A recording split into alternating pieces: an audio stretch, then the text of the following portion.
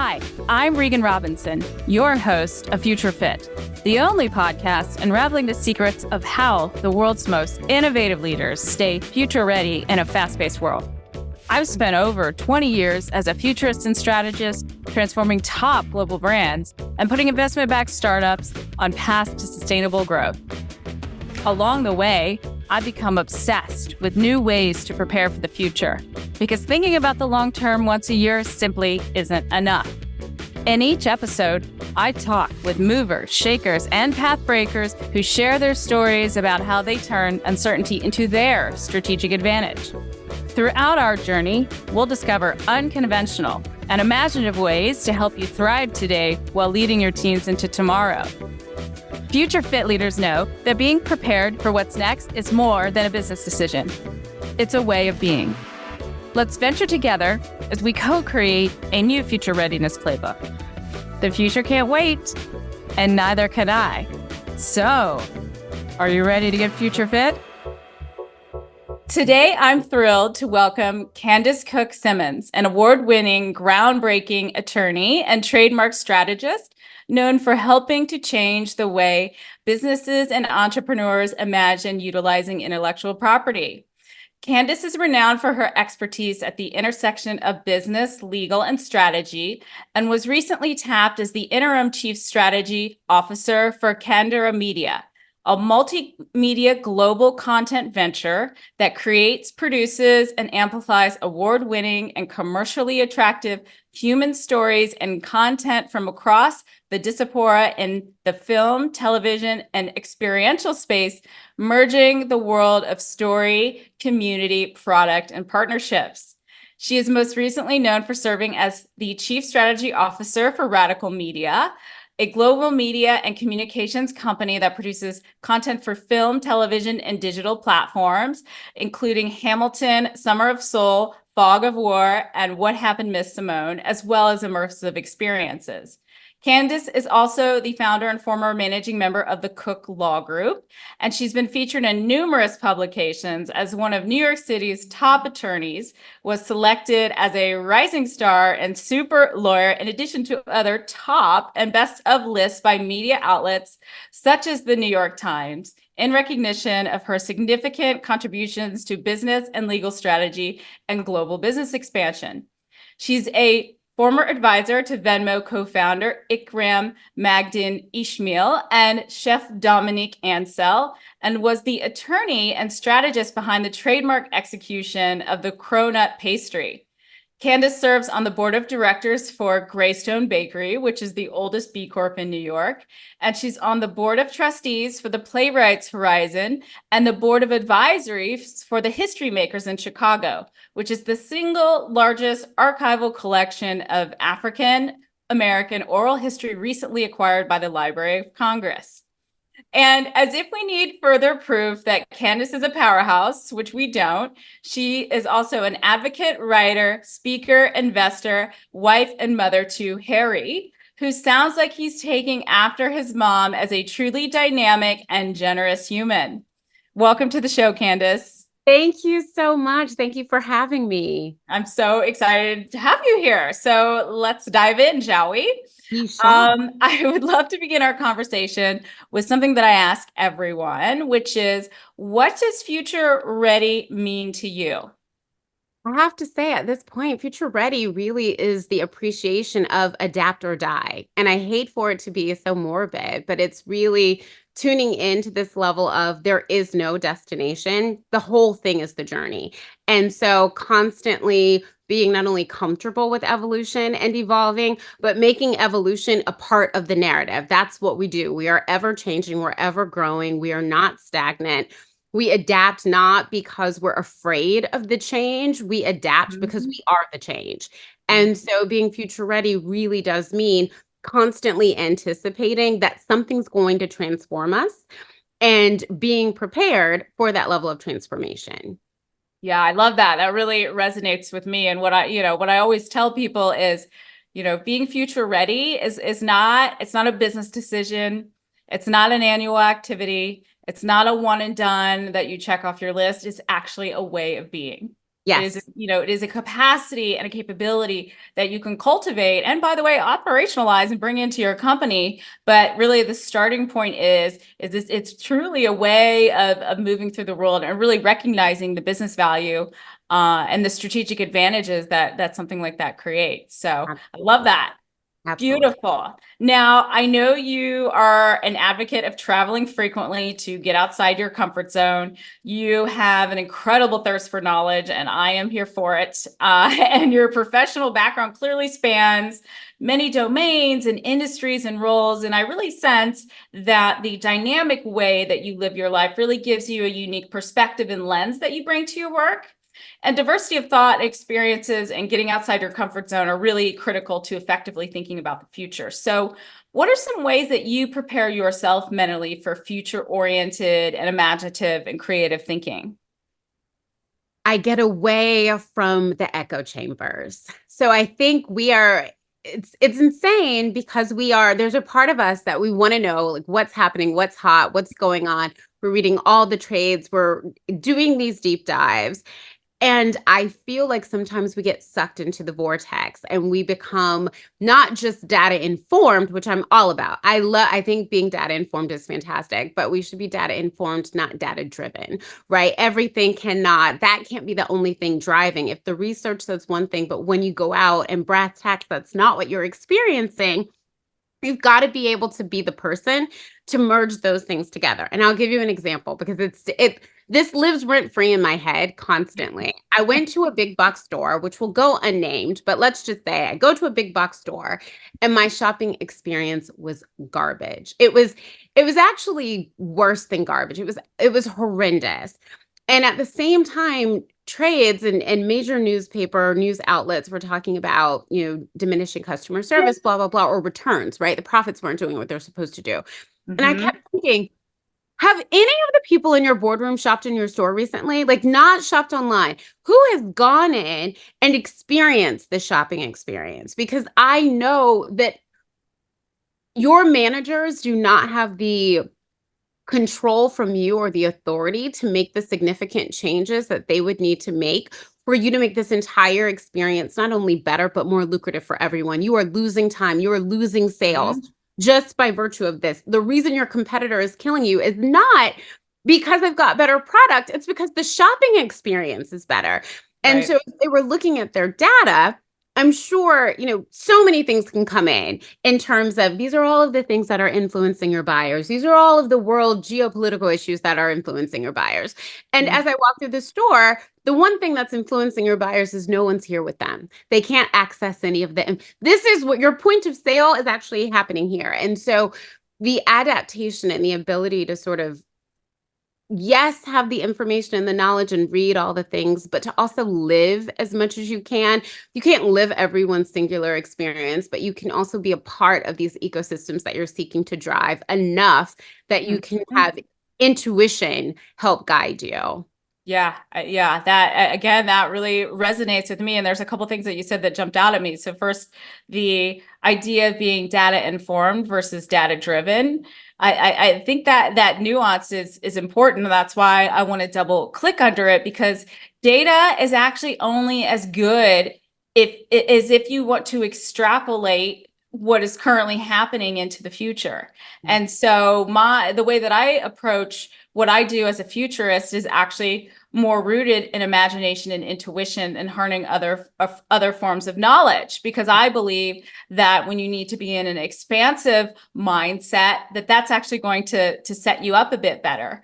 And you said that getting outside of your echo chamber, well, yeah, absolutely. Like you have to get outside your echo chamber because one of the biggest mistakes I see leaders making is that they are narrowcasting and focusing on the familiar. Yes. Right. And so, then I think your example of the big box store experience, it's like, okay, these executives, maybe they're not really going through what's happening in their store, but then are they even getting outside of what's happening, not even in competitors, maybe it's a high-end fashion store. Like what is it, and then how can you take those components, because imagination is the ability to create what does not exist using disparate information. That's what happens in your brain. We know Yes. this from neuroscience and cognitive science. So I think that's I think those are really great takeaways. I love that. Now, in my research, I came across a spin on the Proust questionnaire that you completed. Oh my And goodness.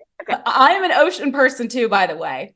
And I'm actually obsessed with the Proust questionnaire. I actually use it in my personal life, which is a whole other, which is a Oh whole my other story and a whole other show. But I may borrow this for my podcast in the future. But regardless, I was really moved by what you wrote, and I'm going to read it. So you wrote, "The nature has taught you to be patient, to respect life's process and the universe's unquestionable power, and to be reminded that all things are connected and each action has a direct consequence that affects things that are directly seen and also unseen by you."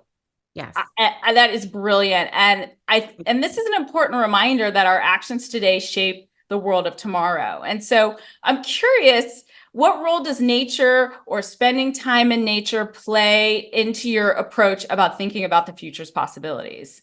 Oh my goodness, that nature is untrumped, right? Like you cannot beat nature. You cannot win and circumvent. We play a role in kind of directing it, but we cannot change it. It's undefeated. And so it becomes incredibly grounding because I think all of us with the accolades and the experiences, we are all, and I'll speak for myself, there is a constant struggle of learning how to rein in the ego and learning how to rein in sort of where you are in the greater landscape. And when we take the ego out of it, for me, that becomes the superpower because then Mhm. it's very much so, okay, so this is actually not about me. This is about whatever is happening here. And I'm going to let that do what it's going to do. Where are the things that are in my control? So it helps reframe, let's tackle and succeed where the things are in your control, and then also learn to work with the things that are not within your control. And so Mhm. nature is that grounder. It helps you to think beyond with the ego, which will lead you to scarcity, right? And nature by its very nature operates off abundance. It's Yeah. there will be more. There will be another bloom, but it's seasonal. It will not be all the time. And so it gives you patience through the journey that things will come when they're supposed to, as opposed to when you want to see it in bloom.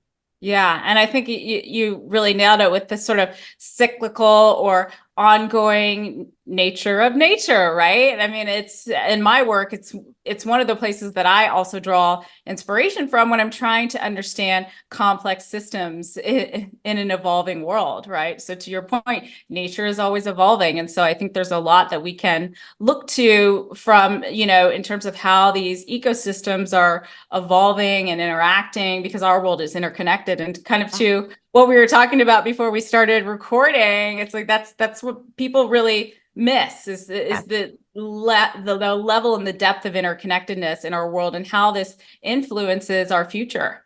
yes, 100%, 100%. Yeah.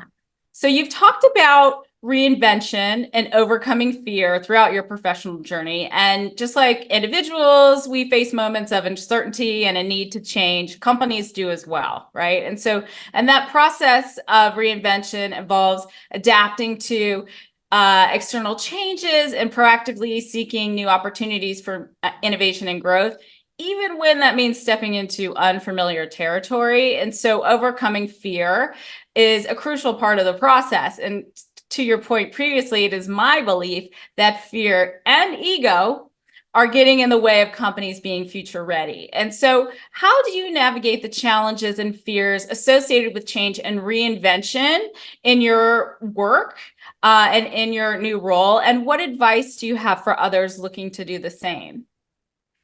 I think, and this is probably the hardest answer to give because it's the hardest for any individual to actually receive. I think when, again, ego and fear drive scarcity. And when we Mhm. are operating from a position of scarcity, we just lose all of our power because we forget the leverage that we have within our unique organizations and within the people that you should have entrusted to bring on. If you purport to have the best and the brightest, then you should be able to let the best and the brightest be stars, all of them. Everyone should be able to do their best work under within the organization. And so the best way to sort of plan and prepare is to get rid of all the noise. And that can be incredibly hard because everyone likes to see what their competition is doing. Everyone wants to feel like they're in the mix. And sometimes you end up running in a race that's not the race the organization is supposed to be in. And instead of being the thought leaders, you really are a thought follower. You like to think that you're the thought leader, but really what you're doing, you're very good at copying what other people are doing and getting in line. And the best organizations, the best innovators, the people who I think stay at the cusp of what's next are the ones who don't allow fear of what the noise may say at that time. Everyone is not going to get it immediately. If everyone got it immediately, they'd already be doing it. Part Right. of being the change is not being afraid to step out in the front and be the captain of the industry. You either are the captain of the industry or you're not. You're Right. another person within the ecosystem. And a lot of organizations like to think that they are at the forefront. They're not actually at the forefront. They're really good followers. And I think that level of humility of being able to say, all right, no, we actually want to, we see it.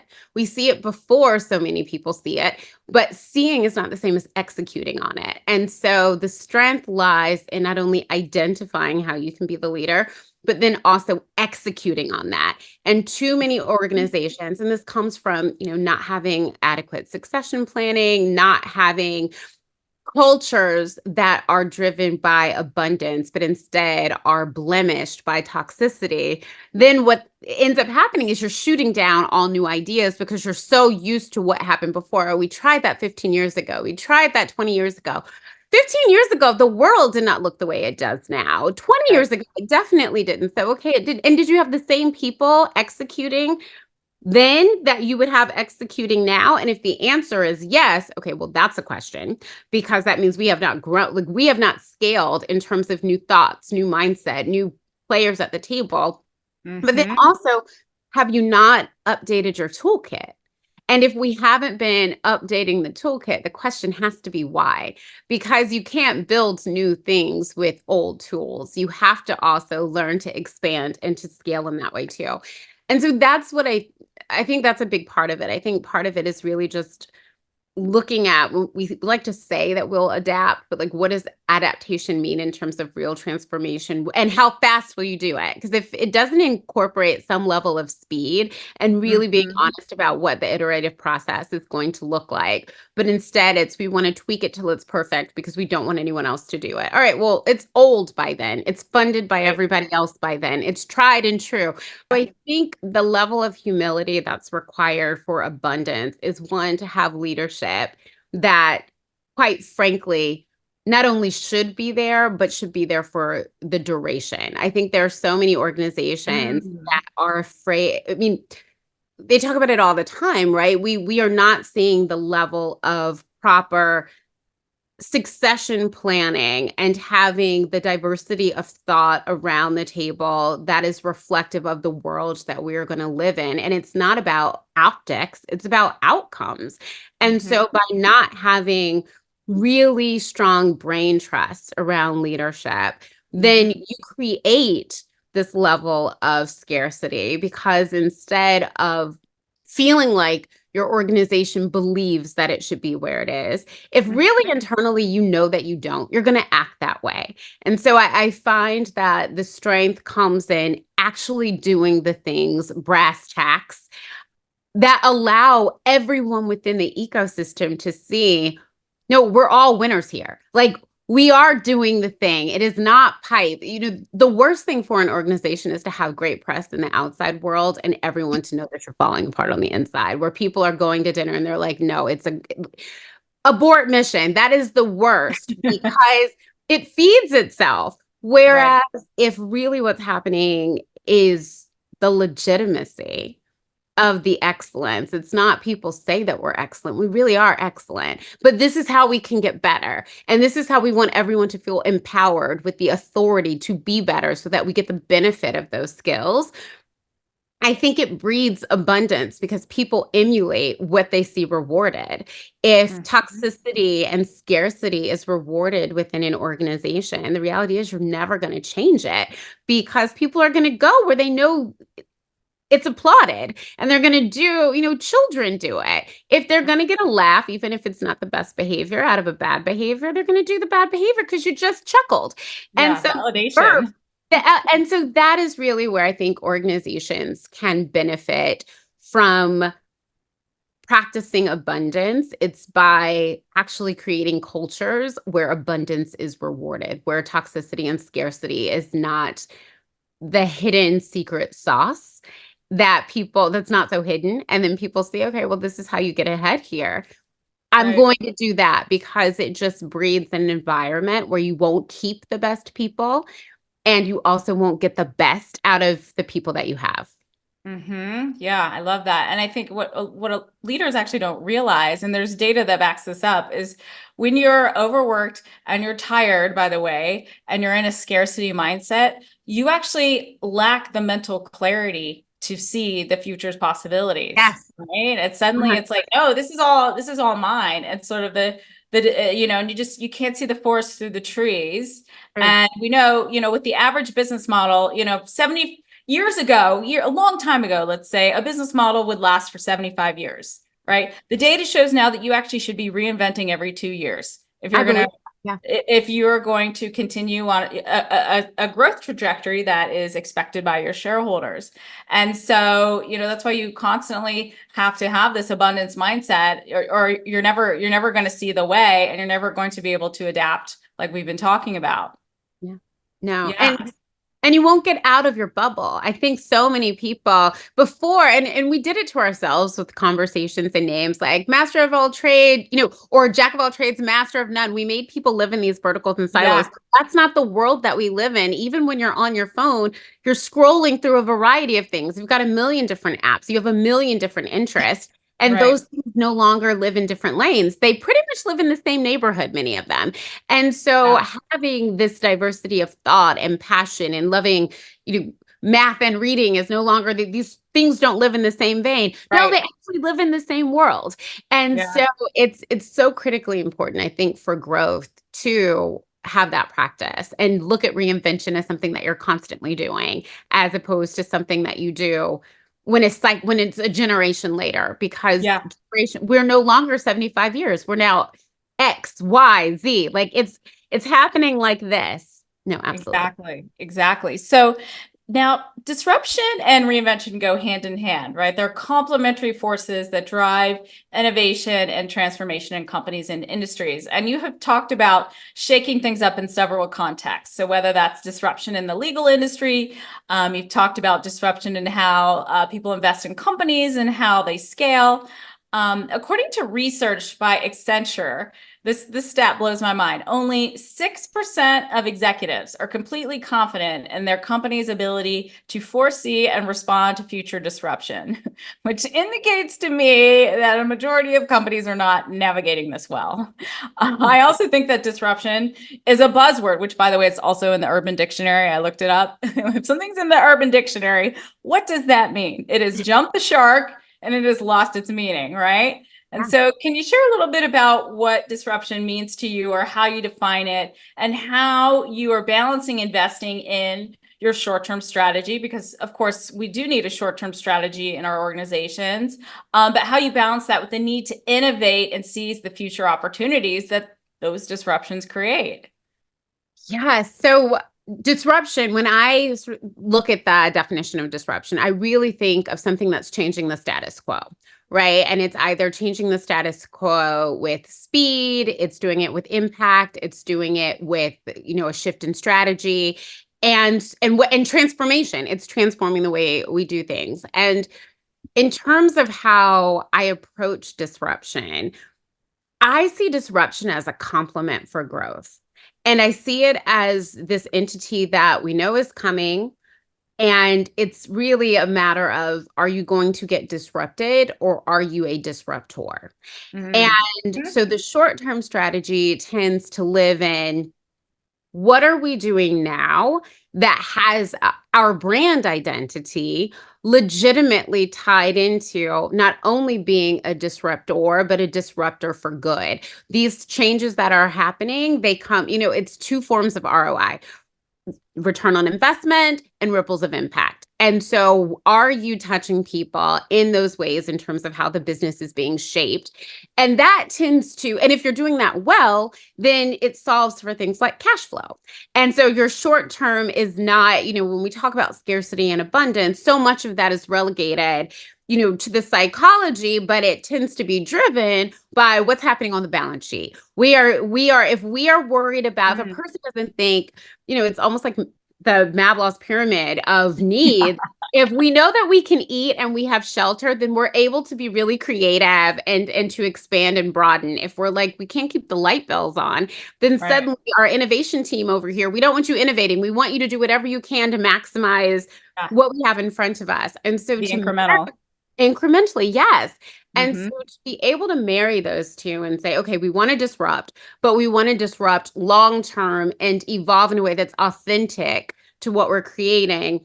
It also involves, I mean, that's it. It's doing it authentically and saying, all right, we want to make sure that LeBron says this, and I think it makes sense. You have to make sure your main thing is your main thing. So you can scale and broaden, but if what pays the bills allows for the halo effect of all of the other opportunities to come in, you need to do that main thing very well so that you're bringing in the revenue and maintain the brand value that got you there in the first place. Then surrounding that, once you say you're going to create new things, yes, you want to fail fast, but you also want to give all of these new opportunities, or not fail at all, like whatever you could. Great, if you can succeed, fantastic. But we also need to try these new things. You need Right. to really empower the people. And that's where I think so many organizations fail embarrassingly.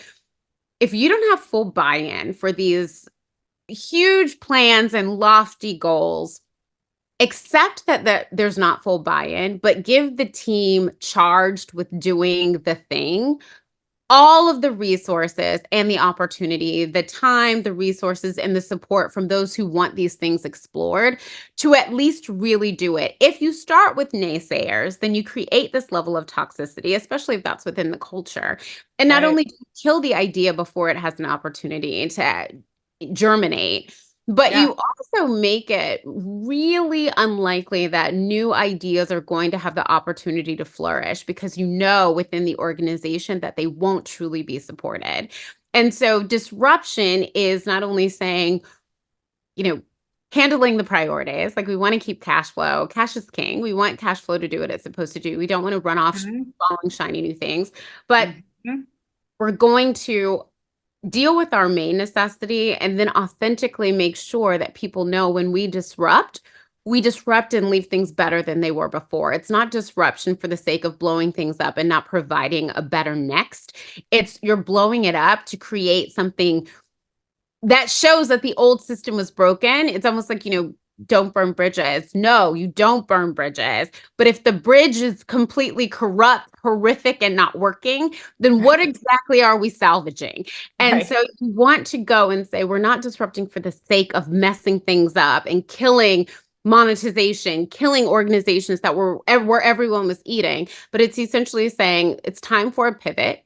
But this new pivot is better than where we were before. It's leading us to the future, not for the sake of saying it, but for the sake of doing it and really utilizing everything that we now have that we may not have had before.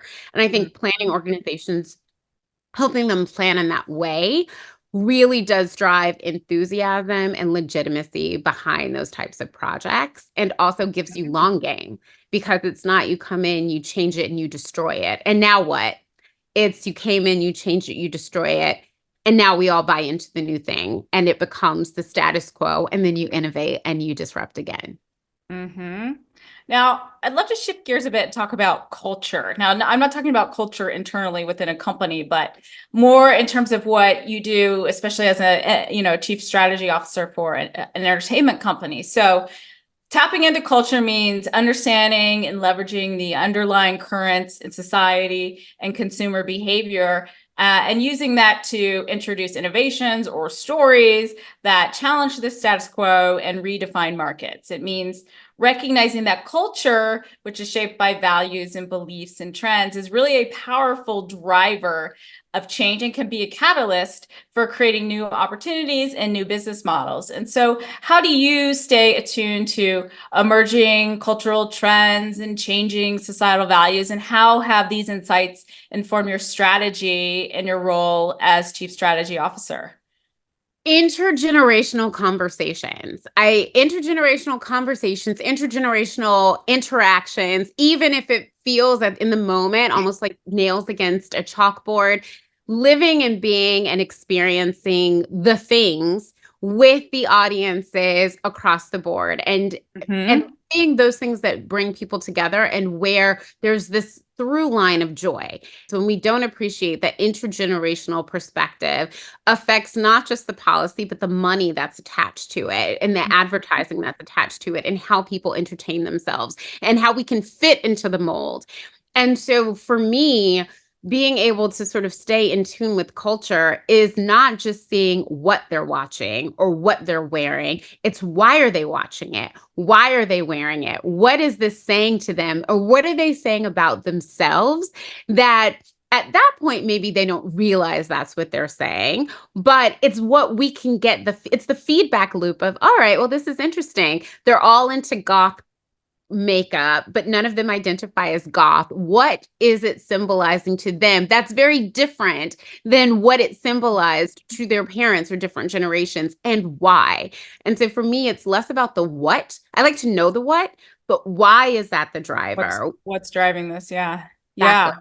Well, I think that I hadn't really thought of it from the perspective of an intergenerational lens. So I'm definitely going to be borrowing that as I continue to gather cultural insights, because what's coming up for me is that it gives you a holistic, more dynamic way of kind of seeing how things are changing, right? And you're almost seeing it's like you're seeing the through line, and in some ways, depending on how you look at it, you are seeing the future depending on where it's hitting, like Yep. who in the intergenerational part of that lens. So I like that. I'm like, I want to marinate on that more. How am I gonna apply that in my work? I always look for ways to sort of super forecast. So how can we, harness all of this intuition and other forms of knowledge, which cultural insights a lot of times fall into that. It's not, you can dataize it. I just made up a word, but you can turn it into data, right?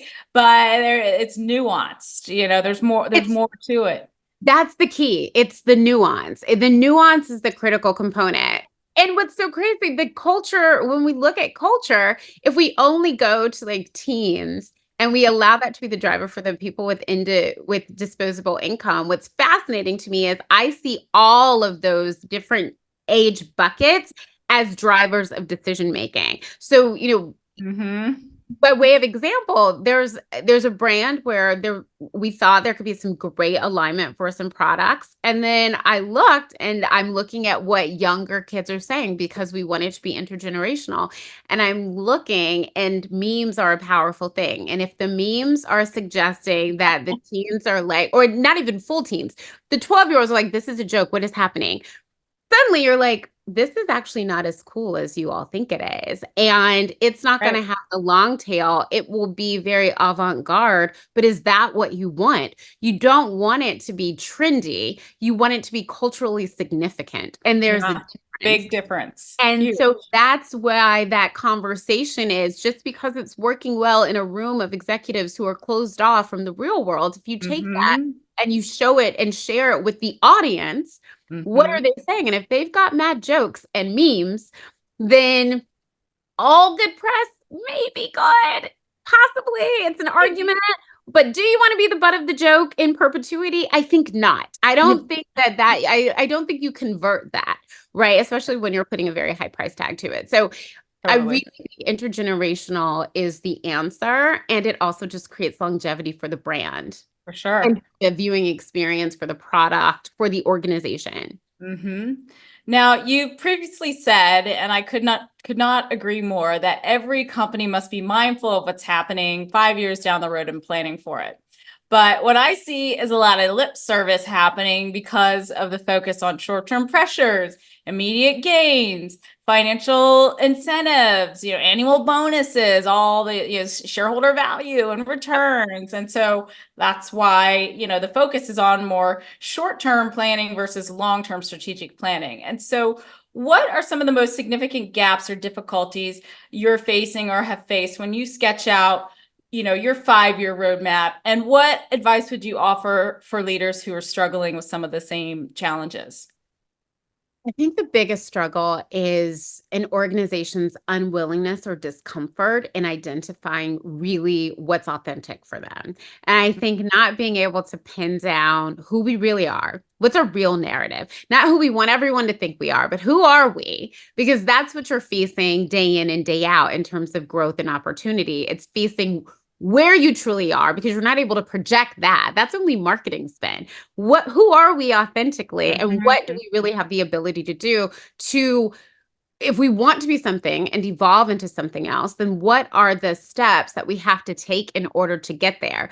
But before you can create those steps, you have to be really honest about where you are. And so the struggle is everyone does not always fall in alignment with the authentic position of where a company is. They like to see, they either believe the press and believe the hype, which is great to a certain extent, because then you know how far you've gotten. But, there's the saying, we didn't get this far to just get this far. And so what's the next step? And where do we all want to go? And are we looking in the same direction? Is the win, when we say, what does success for the organization look like in 5 years, or to your point, 2 years? Are we all saying that success looks like the same thing?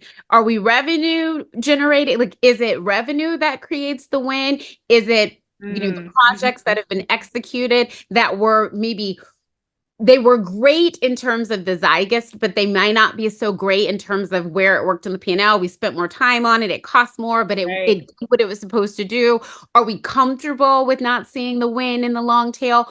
If everyone is not aligned in what the vision of success looks like in the future, then I think it makes it impossibly difficult to be able to plan strategically, because you're not strategizing for the same thing. And that can become problematic. And so for me, it's always to at least have everyone say out loud in the same room, what does the win look like for you? So that when you start hearing and you see on one end, this is a win for this office and this vertical of the department. And then on the other end, this is what everyone else is saying. Okay, well, we've got to come to an internal consensus as to how we are going to discuss the win, so we can measure it and measure the steps getting there. And you can't manage what you don't measure. And so really being honest about, okay, well, how are we going to measure it? What are the metrics for success? How much time are we giving to this? Because for your win, that's going to take 6 years.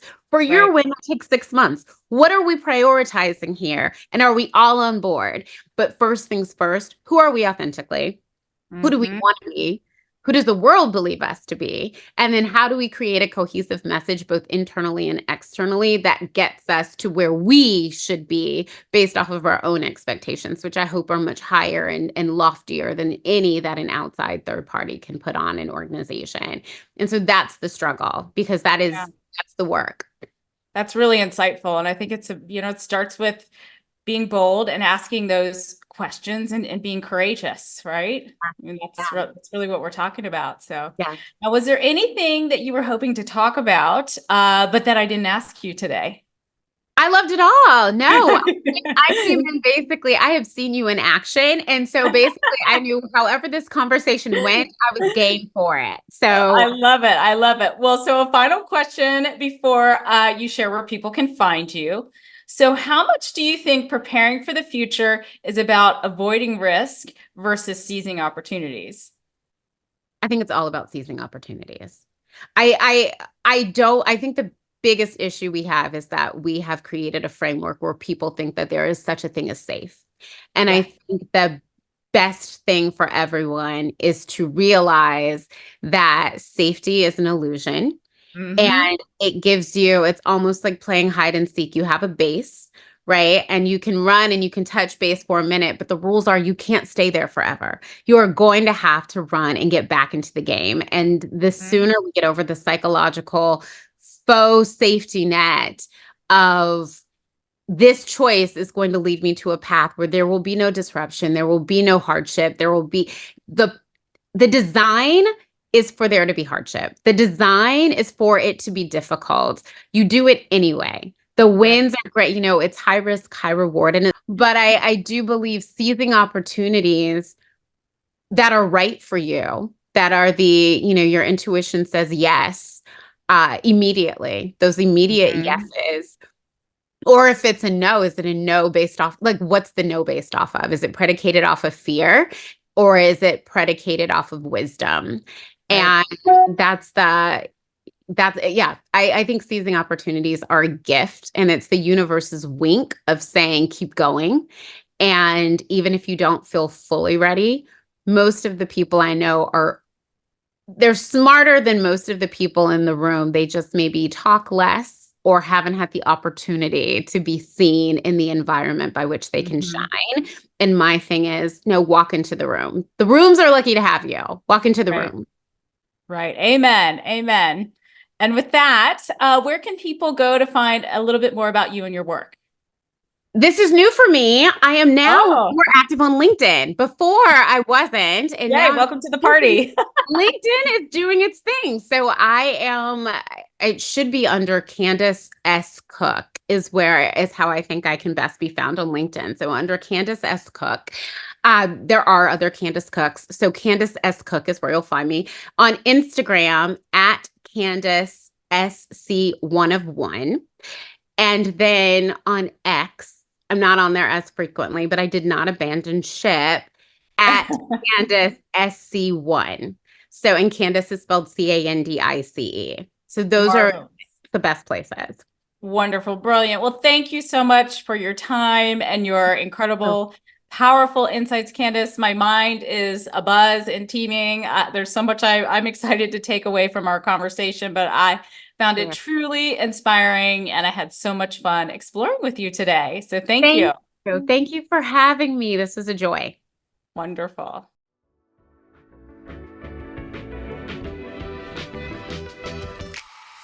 Thanks for joining us on this episode of Future Fit. If you're listening, you're probably future curious. So follow me in my newsletter on LinkedIn to keep the conversation going and share your discoveries with the Future Fit community. And if you enjoyed this episode, remember to subscribe, rate, and review Future Fit on your favorite podcast platform. Until next time.